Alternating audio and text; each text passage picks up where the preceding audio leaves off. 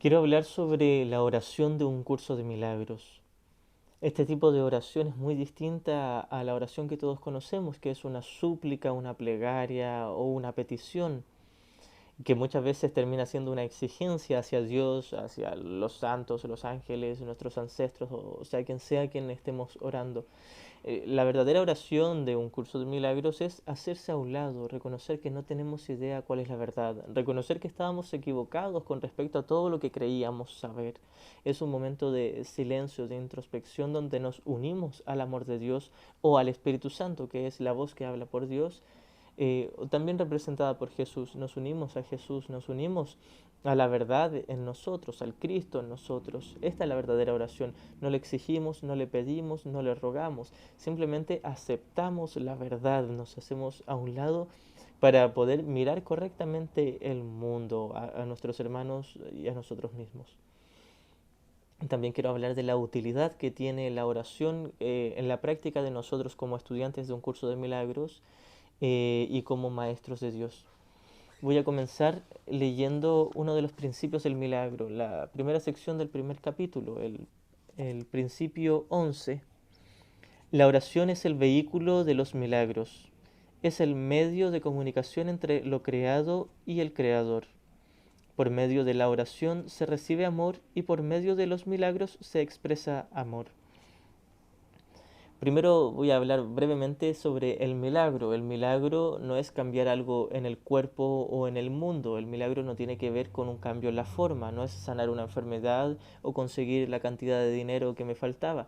El milagro es corregir mi mente, el milagro es mirar correctamente a mi hermano.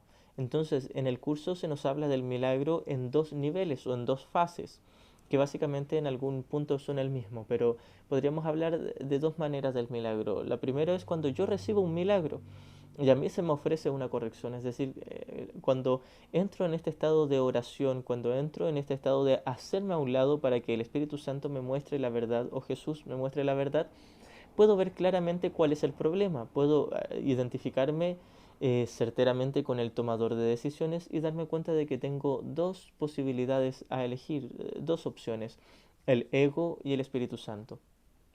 Entonces, este milagro que estoy recibiendo de haberme hecho a un lado me da claridad, me da certeza. Como nos dice mucho más adelante en la segunda sección del capítulo 28, el milagro no te despierta, simplemente te muestra quién es el soñador. Es decir, el milagro no hace que yo perdone. El milagro me muestra que hay un perdón y que lo puedo elegir. El milagro no me despierta. El milagro me muestra que está esa opción de despertar y que yo la puedo elegir. El milagro no borra el sueño de mi percepción. El milagro simplemente me muestra que puedo interpretar correctamente el sueño. Entonces, esta es la primera fase, podríamos decir, de la que se habla sobre el milagro. La segunda fase del milagro es cuando yo he elegido al maestro correcto, he elegido perdonar, he elegido el instante santo. He elegido unirme con el Espíritu Santo en mi mente o con Jesús para ver correctamente a mi hermano o un suceso, un acontecimiento, un objeto, un lugar, sea lo que sea, en donde yo había proyectado culpa y ahora le perdono. Entonces les estoy ofreciendo, si es un hermano, le estoy ofreciendo un milagro. Al yo elegir la mente correcta, le estoy mostrando el camino, es decir, el Espíritu Santo a través de mí, o Jesús a través de mí, le está ofreciendo un milagro a mi hermano, que es mostrarle que él es tan libre como yo y como Jesús de elegir qué maestro quiere elegir para interpretar el mundo. Es decir, mi hermano podrá en algún nivel de su mente ser consciente de que existe una paz y que él la puede elegir. A pesar de que quizás todavía se sienta atemorizado por esa paz, esa unidad, al menos una parte de él sabrá que está eso como opción, como posibilidad. Entonces, este es el milagro que yo le ofrezco a mi hermano y es así como yo le expreso amor. En el principio 11 se nos dice que a través de la oración yo recibo amor y a través del milagro yo expreso el amor. Es decir, a través de la oración yo recibo el milagro y a través de mi perdón yo extiendo este milagro a mi hermano, que nuevamente no es cambiar algo en el cuerpo, en el mundo, en este universo de tiempo y espacio, es corregir la mente. Lo que hago con mi hermano al yo elegir el milagro es ofrecerle un milagro, ofrecerle la posibilidad de que él acepte corrección en su mente, acepte elegir al Espíritu Santo, el perdón o unirse conmigo o con mis hermanos. Y básicamente que es unirse con el Cristo en nosotros y unirse con Dios. Ahora, quiero hablar más específicamente de la utilidad que tiene para nosotros la oración, porque para todos los que ya llevamos un tiempo estudiando un curso de milagros, los que hemos hecho ya el libro de ejercicios y aparentemente hayamos leído todo sobre un curso de milagros, de vez en cuando aún nos encontramos, y esto no es para todos por supuesto, pero la mayoría de nosotros de vez en cuando nos encontramos en estados de crisis, de depresión, en estados donde nos sentimos totalmente confundidos, donde tenemos miedo, tenemos intranquilidad y sabemos que todo lo que hay que hacer es elegir a Jesús o al Espíritu Santo, sabemos que todo lo que hay que hacer es perdonar, pero nos hallamos atrapados en esos instantes donde incluso entramos en desesperación, en estas crisis o crisis de pánico, crisis de nervios, crisis de ansiedad y no sabemos qué hacer para salir de ese instante oscuro. Entonces la manera de llegar al instante santo, al perdón, a la tranquilidad, de unirme a mis hermanos y a Dios, la manera de volver al centro de paz es la oración. Es simplemente recordar que puedo acallarme, tranquilizarme. Voy a comenzar leyendo la sección La callada respuesta, que la he leído en otros videos anteriores.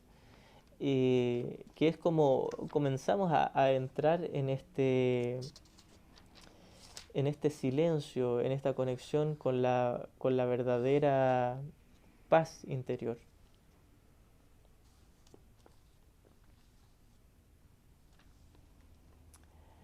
La callada respuesta está en el capítulo 27, sección cuarta.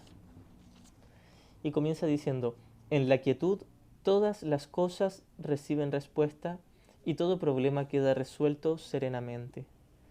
Pero en medio del conflicto no puede haber respuesta ni se puede resolver nada, pues su propósito, el propósito del conflicto, es asegurarse de que no haya solución y de que ninguna respuesta sea simple. Ningún problema puede resolverse dentro del conflicto, pues se le ve de diferentes maneras, y lo que sería una solución desde un punto de vista no lo es desde otro. Tú estás en conflicto, por lo tanto es evidente que no puedes resolver nada en absoluto, pues los efectos del conflicto no son parciales. No obstante, si Dios dio una solución, de alguna manera tus problemas tienen que haberse resuelto, pues lo que su voluntad, la de Dios, lo que su voluntad dispone ya se ha hecho. Aquí no nos sugiere esperar a que todo el conflicto del mundo acabe para nosotros estar en paz.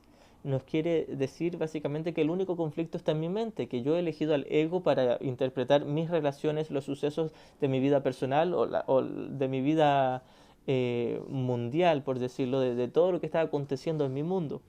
Entonces, el único problema es que yo estoy eligiendo al maestro equivocado y que podría elegir el maestro correcto, pero me atemoriza, todavía no lo quiero elegir. Este es el conflicto. La callada respuesta es cuando reconozco el problema, estoy eligiendo al ego, al menos sé cuál es el problema, al menos me hago responsable, ya no proyecto culpa, ya no responsabilizo al mundo por mi falta de paz. Entonces, cuando vuelvo la proyección hacia mi mente y me doy cuenta de que la culpa inconsciente estaba en mi mente y no ahí en el mundo, es así como comienza esta callada respuesta. Continúo ahora citando de el canto de la oración, la verdadera oración. Estos son dos párrafos que cito muy a menudo porque son muy útiles para entender esta oración y cómo llevarla a la práctica. Entonces, más que nada para entender esta callada respuesta que se me podría dar cuando yo esté libre de conflicto. El secreto de la verdadera oración es olvidarte de las cosas que crees que necesitas. Pedir algo específico es igual que ver el pecado primero y luego perdonarlo. Es decir, es igual que ver el pecado y creerlo real y luego intentar perdonarlo. Es imposible perdonar un pecado real, tal como nos dice en la primera pregunta del libro de ejercicios, de la segunda parte del libro de ejercicios, que es el perdón. El perdón no perdona pecados, sino que reconoce que estos no existen. Nuevamente, pedir algo específico es igual que ver el pecado primero y luego perdonarlo. Del mismo modo, al orar, pasas por alto tus necesidades específicas tal como las ves y las dejas en manos de Dios. Esto no quiere decir que Dios me va a resolver todos mis problemas y mis quejas.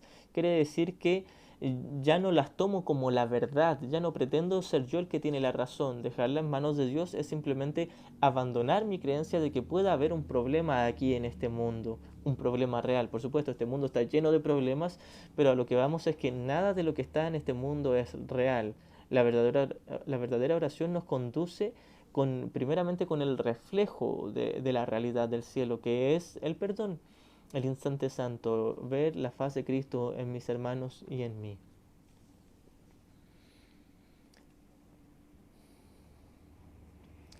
Ahí se convierten en los regalos que le haces, es decir, dejar todas mis preocupaciones, mis necesidades en manos de Dios se convierten en el regalo que le hago. Ahí se convierten en los regalos que le haces, pues le dicen que no antepondrás otros dioses a él y que no quieres otro amor que el suyo. Es decir, dejar mis necesidades en las manos de Dios quiere decir que reconozco que no eran necesidades reales, reconozco que ya no estoy esperando un cambio allá afuera, que se satisfagan todas las necesidades que yo creía que tenía. Y ahora las dejo a un lado, las dejo en manos de Dios para aceptar la respuesta que Él me quiere dar, que es el Espíritu Santo, que es una voz en mi interior que me dice: estás a salvo eternamente en el amor de Dios junto con todos tus hermanos. Esto es lo que nos diría Dios. Estás a salvo en mi amor. No existe peligro. De hecho, es imposible que no estés a salvo. Es imposible el peligro, el daño o la muerte.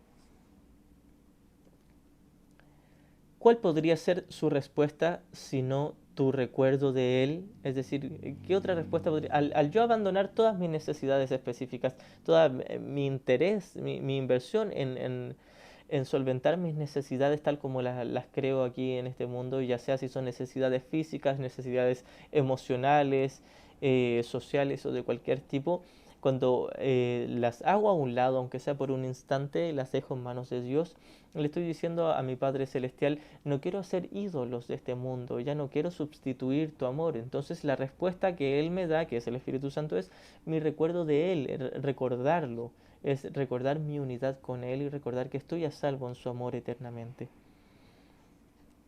¿Cuál podría ser su respuesta sino tu recuerdo de Él?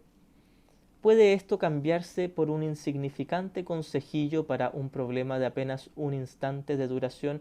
Es decir, si yo creo que el problema es mi mamá, mi papá, mi pareja, mi hijo, mi jefe, mi presidente, o sea quien sea en mi universo ficticio, si yo creo que alguien o algo allá afuera es el problema y yo le pido a Dios que los cambie a ellos o que me solucione algo aquí afuera, estoy diciendo: Dios no existe. Porque, por supuesto, si Dios no me soluciona todas las cosas aquí en mi mundo, entonces no hay un Dios. Pero cuando hago a un lado todo lo que yo creía que eran mis necesidades, y esto no quiere decir que yo me desentienda del mundo, de mis responsabilidades o de mis roles aquí en el mundo. Quiere decir simplemente que ya no espero un cambio allá afuera para mi paz y mi felicidad. Ya no espero que se resuelvan mis necesidades en el mundo para yo estar tranquilo. Me doy cuenta que puedo estar tranquilo porque la paz está dentro mío, incluso si no se resuelve nada allá afuera. Y nuevamente, esto no quiere decir que se nos prohíba resolver cosas en el mundo.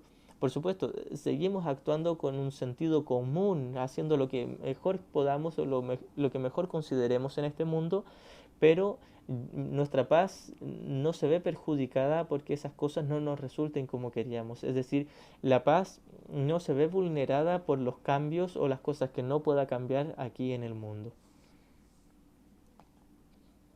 ¿Puede esto cambiarse por un insignificante consejillo para un problema de apenas un instante de duración?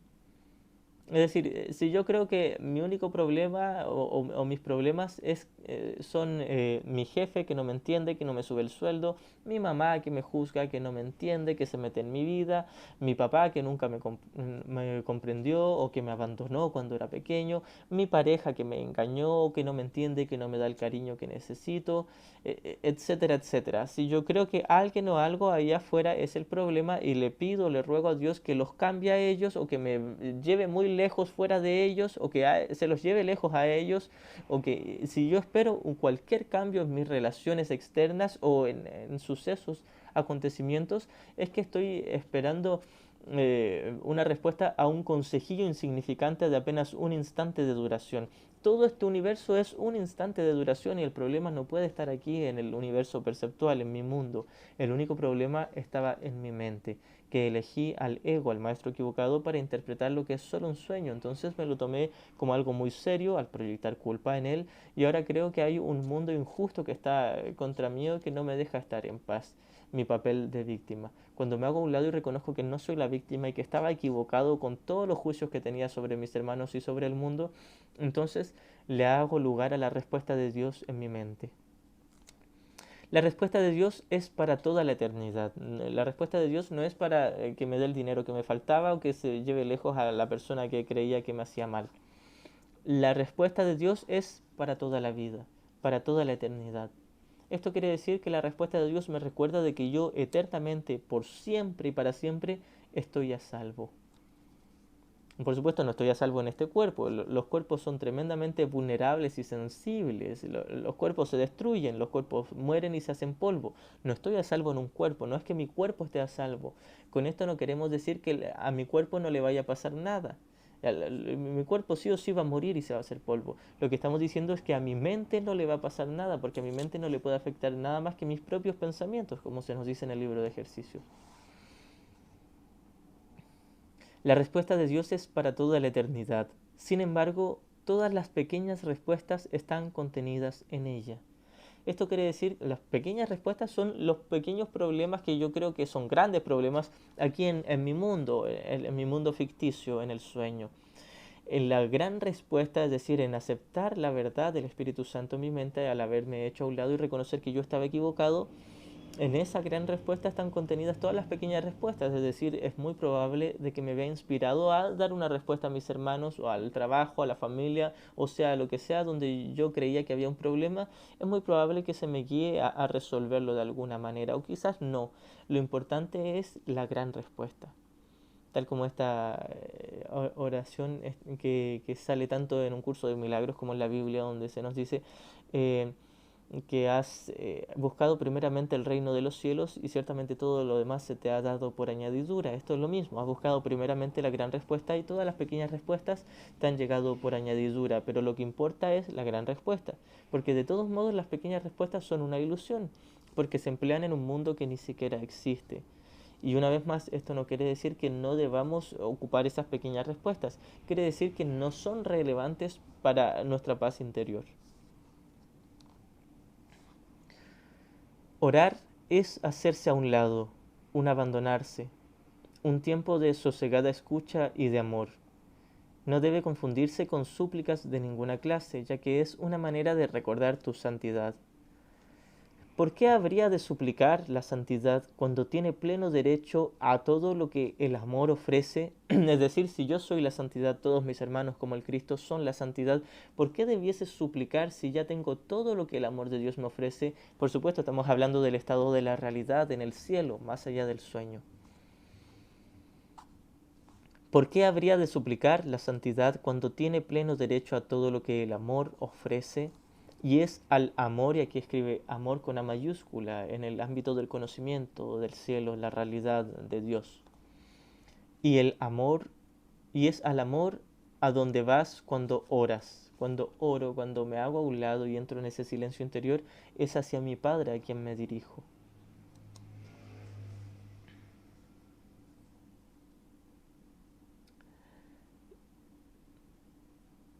Y es al amor a donde vas cuando oras.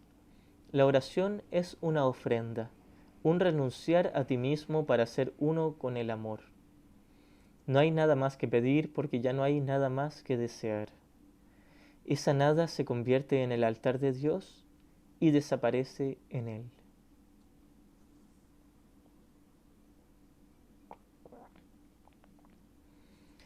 Lo que hacemos es entrar en comunión con su amor. Lo que hacemos es simplemente rendirnos y dejar que la visión de Cristo sea a través de nosotros para mirar de manera verdadera a nuestros hermanos, es decir, con la percepción correcta, que de hecho la percepción correcta ni siquiera es la realidad, es el reflejo de la realidad, es la flecha que me apunta hacia la realidad. Ahora voy a leer el párrafo 7 de la lección 189, donde Jesús nos guía tácitamente a la oración. Haz simplemente esto. Permanece muy quedo y deja a un lado todos los pensamientos acerca de lo que eres y de lo que Dios es. Todos los conceptos que hayas aprendido acerca del mundo. Todas las imágenes que tienes acerca de ti mismo. Vacía tu mente de todo lo que piensa que es verdadero o falso, bueno o malo, o de todo pensamiento que considere digno, así como de todas las ideas de las que se siente avergonzada tu mente. No conserves nada.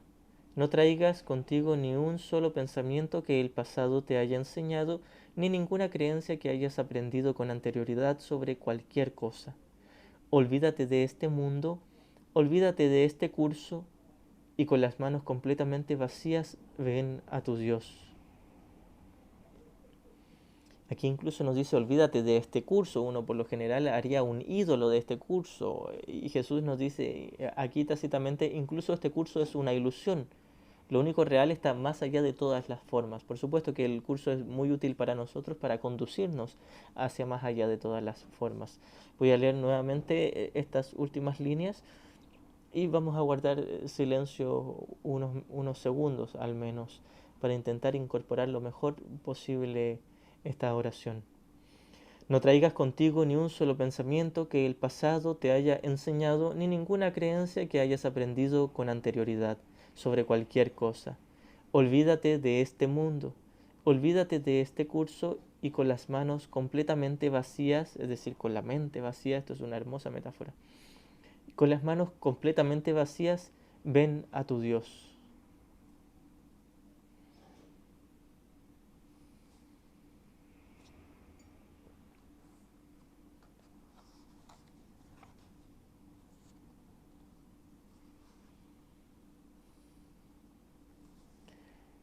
Quiero concluir con las lecciones finales del libro de ejercicios.